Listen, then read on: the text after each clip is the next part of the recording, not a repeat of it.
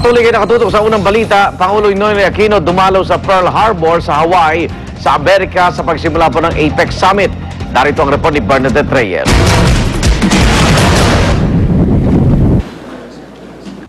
Sinimula ni Pangulong Aquino ang unang araw ng 2011 APEC Summit sa pagbisita sa Pearl Harbor. Nag-alay ng mga bulaklak sa USS Arizona Memorial para sa mahigit 1,000 nasawi sa pambobomba. Sa Waipahu, Hawaii naman, inalala rin ng ilang kababayan natin si yumaong Pangulong Ferdinand Marcos. Sana raw maihinlay na siya sa libingan ng mga bayani. Mula 12 miyembro, mahigit 100 na ang mga kasapi ng Marcos for Peace Movement. Hiling nila, hindi man daw mailagak sa libingan ng mga bayani ang mga labi ng dating Pangulo, mabigyan man lamang daw sana ito ng full military honors. Ang hiling na lang natin ay makipagkaunawaan, makipag-dialogue at saka pakinggan na rin yung nagpasurvey siya.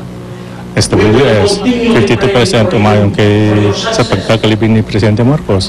Para kay Ruben Alonzo, dating security aide ni Marcos, maraming dahilan para bigyang pugay ang dating Pangulo.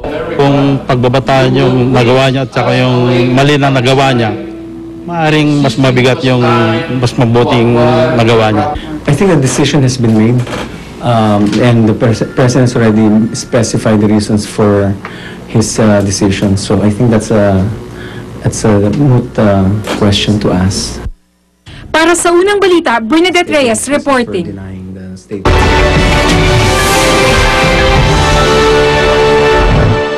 Pitong minero na trap sa binahang-minahan sa Northwest China. Ayon sa mga otoridad, madaling araw kahapon nang bumaha sa Sigeshan Tongda Coal Mine. Puspusan na ang rescue operations ng mga otoridad. Sinisikap na ng rescuer na tanggalin ang tubig mula sa loob ng minahan. Inaalam na rin ng mga otoridad ang sanhi ng pagbaha.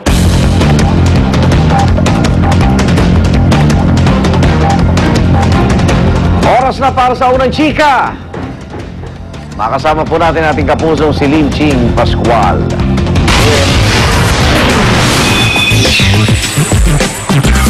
Salamat Igan, ngayong araw ang libing ng pumanaw na ama ni Iza Calzado na si Direk Lito Calzado. Sa gitna ng pagdadalamhati, pilit na nagpapakatatag si Iza. Narito ang report ni Kata Atibayan. Hindi napigilan ni Iza Calzado ang mapaiyak ng isa-isa ng sinasariwa ang magagandang alaala ng yumao niyang ama na si Direk Lito Calzado sa ginanap na necrological mass kagabi. Sa gitna ng pagdadalamhati, matatag na hinarap ni Iza ang matinding pagsubok ng pangulila sa ama. May mga sandaling napapaluha na lang si Iza. Maya-maya pa, pipiliting ngumiti at pagkatapos tulala at tila malalim ang iniisip. Kitang-kita sa mga mata ni Iza ang labis na pagkami sa kanyang daddy Lito. Kung mayroong babalik-balik ang alaala raw si Iza kasama ang ama, ito raw ang birthday celebration niya last year kung saan nakasayaw pa niya ang ama sa entablado. May higpit na yakap at pagmamahal kay Iza ang ibinigay na suporta ng kanyang nakatatandang kapatid na si Dash, pati ang ilang malalapit na kaibigan ng kanyang ama sa showbiz. Nakidalamhati kay Iza sina Senator Bong Revilla Jr. at Congresswoman Lani Mercado, Nora Honor, Martin Rivera, Dingdong Avansado, Jackie Lou Blanco at ang 24 oras anchor at Mr. Investigador Mike Enriquez.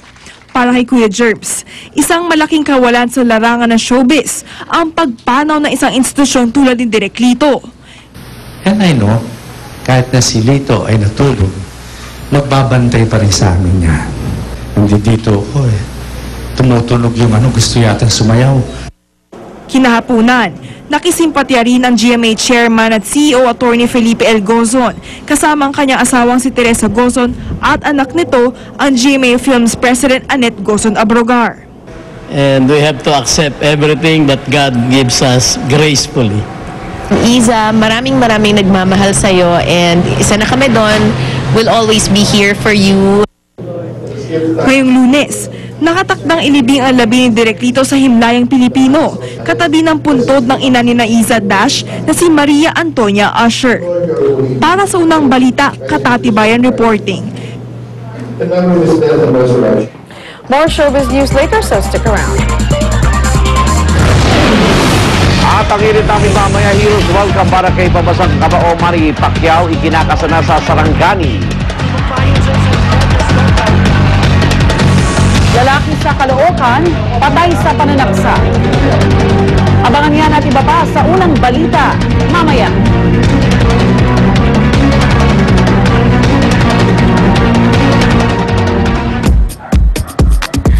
Ayan, good morning po mga kapuso at nandito po tayo live pa rin po sa bahay ng mga Pacquiao at kasama natin ngayong umaga ang panganay na anak na si Jimuel at syempre yung pangalawa si Michael. At ngayong umaga nga nako, talagang kakaiba yung breakfast nila, no? Ngayon lang nakita na talagang may sabaw, tapos may hotdog, yun ang usual nilang breakfast. At sabi nga ni Yaya Remy, pag umaga talaga hindi pwedeng walang sabaw. Ayan, good morning Michael, kumusta ka? Good. Good. How did you feel nung nanalo si Dad kahapon? I was so happy. You're so happy? What's your message to your dad? Oh, hi dear. Come here. What's your name? Tired. You're so tired. I'm sorry about that. I'm sorry. You're so tired? Do you want to eat? You want to eat? Yeah. Yeah. What do you want to eat? I want hot dog. Hot dog! Of course, you want hot dog. Tita, can I have hot dog? Ayan. What's your message to your daddy? Do you miss your daddy? Yeah, in my house. Okay, what's your message to daddy? Good luck for your fight. But he won already. Your daddy won already. Remember yesterday? Yeah, he won? What? I wanna eat it. I wanna eat na. You wanna eat na. Oh, gutom na talaga to. Ang cute ni Princess. Si Queenie. I'm sorry, si Queenie to. Talaga naman. Makikita niyo napakabiba ng isa sa mga anak ni Mania. Ito naman kumusta natin si Jimuel. Kasi kahapon, Jimuel, I saw you crying. Why did you cry? I don't know. I was like happy. You were like happy. What's your message to your daddy? Congratulations, Daddy. We miss you. We love you so much. What's your mayroon ka bang pabilin na pasalubong from him? What's your bilin?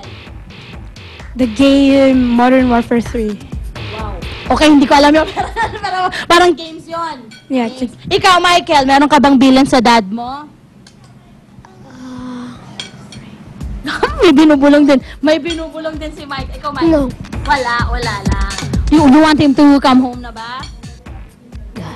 Yes. So, ayan. Kanina nakita rin natin, no? Talagang napakasipag din ni Jinky. Ay, what? What do you want to say? My daddy, I'm going to my room and then I sleep. You will sleep, but you have to go to school. Remember, you can't sleep again. You have to go to school, remember? Santa tells her sticker. Did your mama call you last night? Yeah. Your mommy called you last night? Yeah. What did she say? I'm going to my room and then I sleep. Jackpot! Okay, come here. Hi, ito si Princess. Hi, Princess. How are you? You wanna eat also? Yes. What's your favorite food sa umaga? In the morning? I don't know. You don't know yet? Or you wanna eat now? Come here. There's hot dog and there's soup. O, diba? Yan po ang kanilang, almusal sa umaga. Meron po silang nilagang baka o di kaya anything na may sabaw. Yun ang kanilang inaalmusal. At syempre, yun nga kanina nakita natin, ang gawain daw ni Jinky pag nasa Amerika sila o malayo siya sa kanyang mga anak, talagang tumatawag yan pag gabi, bago matulog. Ngayong umaga nakita natin, no, nag-text siya kay Michael at syempre pag pag umaga yun din daw ang ginagawa nila. So maya-maya mag-try pa nating chikahin or kausapin itong mga bibo at matatalinong anak nitong ng di pa bansang kamao Manny Pacquiao. At syempre yan pa rin po ay sa pagbabalik ng unang hirit. Dito lang po yan sa Binyan, Laguna. Balik muna sa studio. Sa unang hirit, mission totoo.